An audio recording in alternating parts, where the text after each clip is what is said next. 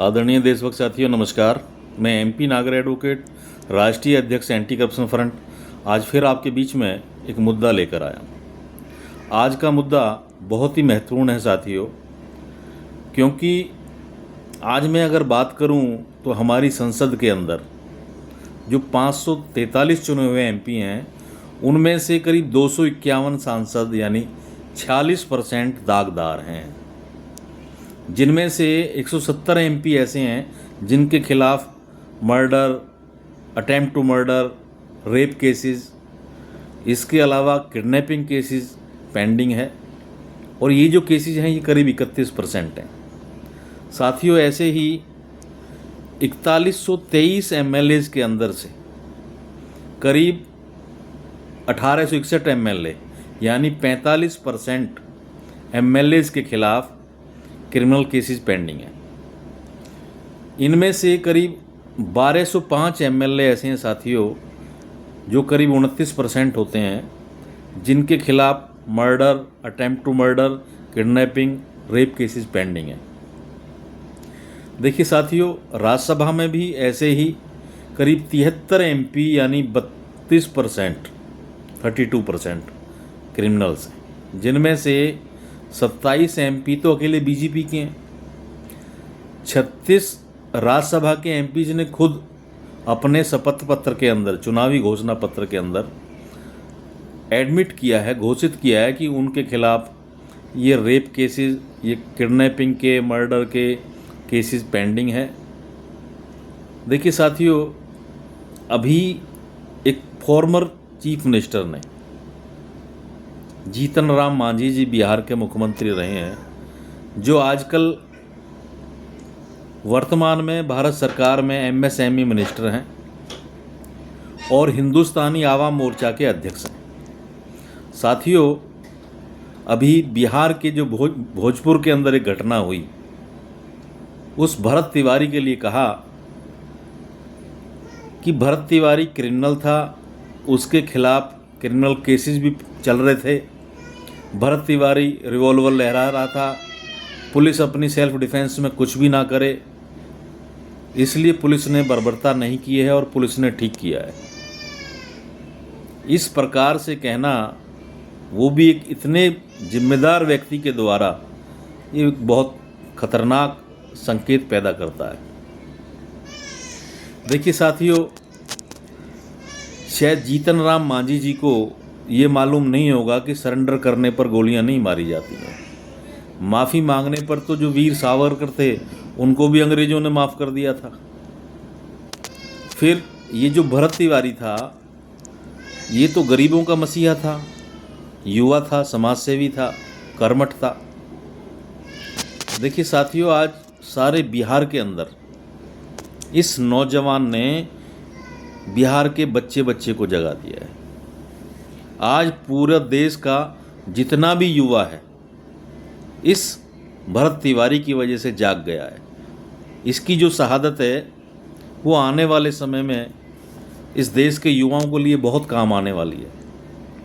साथियों, जिस तरह से शहीद आजम भगत सिंह जी ने देश के युवा को जगाने का काम किया, इसी तरह से बिहार के साथ साथ पूरे देश के युवाओं को जगाने का काम शहीद भरत तिवारी कर गया। देखिए साथियों, सही मायने में ये कोई पहला मामला नहीं है कि इस तरह से पहली बार हुआ है। इससे पहले भी पुलिस प्रशासन ने नेताओं की साथ सांठगांठ करके, साजिश करके, जो सच्चे और अच्छे देशभक्त समाजसेवी हैं, उनके मर्डर कराए हैं। ये कोई छुपी हुई बात नहीं है। सच्चे समाजसेवी इस अन्यायी जो भ्रष्टाचारी व्यवस्था है, इसके आगे लड़ते लड़ते घुटने टेक देते हैं, और जो लोग कंप्रोमाइज़ नहीं करते, उन लोगों के मर्डर करा दिए जाते हैं। ऐसा ही जो शहीद जो भरत तिवारी है, उसके साथ भी ऐसा हुआ। देखिए साथियों, ये जो भरत तिवारी जैसे साथी हैं, हमारे देशभक्त हैं, ये इन नेताओं की साजिश का शिकार हो जाते हैं। अभी भी देश में लाखों भरत तिवारी जैसे साथी हैं, परंतु उनको केवल और केवल जगाने की आवश्यकता है, क्योंकि वो सब बिखरे हुए हैं। वो सब अपने अपने क्षेत्रों में क्रांतिकारी तरीके से काम कर रहे हैं। कोई आरटीआई लगाने का काम करता है, कोई जगाने का काम करता है, कोई जन जागरण का काम करता है। और देश में जो बड़े बड़े पदों पर जो लोग बैठे हुए हैं, कहीं वो उनको कॉकरोच कहते हैं, कहीं कुछ कहते हैं। तो इस तरह की जो हरकतें हैं, ये शर्मनाक हरकतें हैं, ये देश के अंदर हो रही हैं। देखिए साथियों, आज जो ये सबसे जो क्रांतिकारी जो साथी हैं, आज जो सबसे ज़्यादा जो आवश्यकता है वो इस बात की है कि ये जो बिखरे हुए जो समाजसेवी लोग हैं, बिखरे हुए जो क्रांतिकारी लोग हैं, उनको एकजुट करने की ज़रूरत है, ताकि ये जो भ्रष्टाचारी जो व्यवस्था है ये किसी और को भाई भरत तिवारी शहीद की तरह अपना शिकार ना बना सके। हमारे देश के लिए सबसे खतरनाक पहलू इस बात का है साथियों कि हमारी जो कार्यपालिका है, जो हमारी न्यायपालिका है और जो विधान पालिका है, वो भ्रष्टाचार को ख़त्म करने में, अंकुश लगाने में पूरी तरह से सक्षम नहीं है। और ये तीनों ही पालिका देशभक्त पैदा करने में हिजड़ा साबित हुई है। मैं जीतन राम मांझी जैसे नेताओं से एक बात पूछना चाहता हूँ कि जब वो संसद में थे, जब वो विधानसभा में थे चीफ मिनिस्टर, तो क्या उन्होंने एक बार भी संसद में या विधानसभा में रहते हुए इस बात के लिए आवाज़ उठाई कि संसद और विधानसभाओं में क्रिमिनल्स लोगों का जाना बंद होना चाहिए? क्या एक बार भी उन्होंने चुनाव आयोग को ये कहा कि भाई ये जो परिपाटी है ये बंद होनी चाहिए? शायद नहीं साथियों, क्योंकि एक कहावत है हमारे देश के अंदर कि चोर चोर मौसरे भाई होते हैं, यानी एक चोर दूसरे चोर को बचाने में लगा रहता है। इस तरह की परिपाटी इस देश में चल रही है। देखिए साथियों, ये जो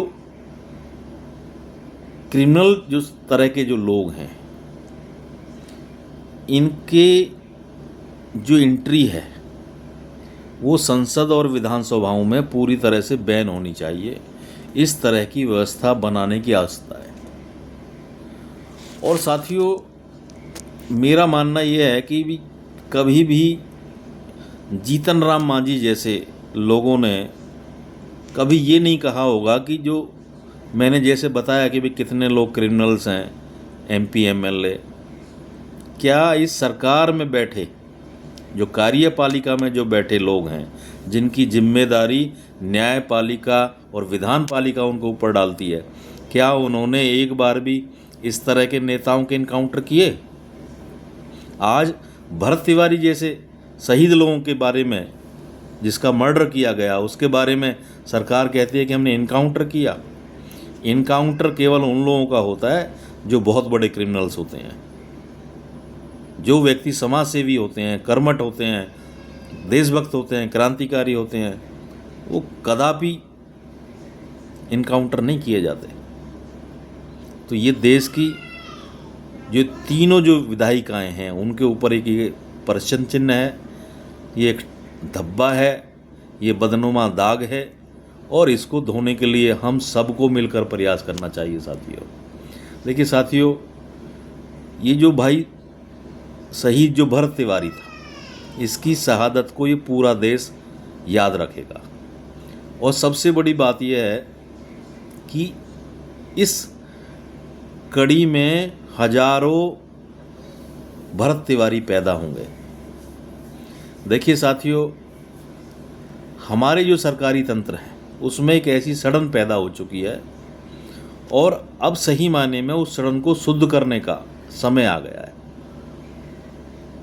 इसलिए साथियों, एंटी करप्शन फ्रंट के माध्यम से कुछ लोगों को मैं जगाने का काम करता हूँ, कुछ को आप जगाने का काम करें, और एक दूसरे के जगाने के माध्यम से ये बदलाव का जो कारवां है ऐसे धीरे धीरे बनता चला जाएगा।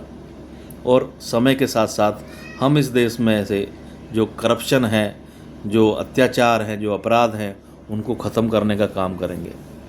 साथियों, अगर आपको लगता है कि मैंने ठीक बात की है और आप भी मेरी बात से सहमत हैं कि ये अन्याय बंद होने चाहिए, तो साथियों इस वीडियो को पूरे देश में लेकर जाइए ताकि इस तरह की पुनरावृत्ति दोबारा ना हो। साथियों एंटी करप्शन फ्रंट में मैं शामिल होने के लिए आपको आमंत्रित करता हूं। मेरा मोबाइल नंबर है 9213347949। जय हिंद, जय भारत।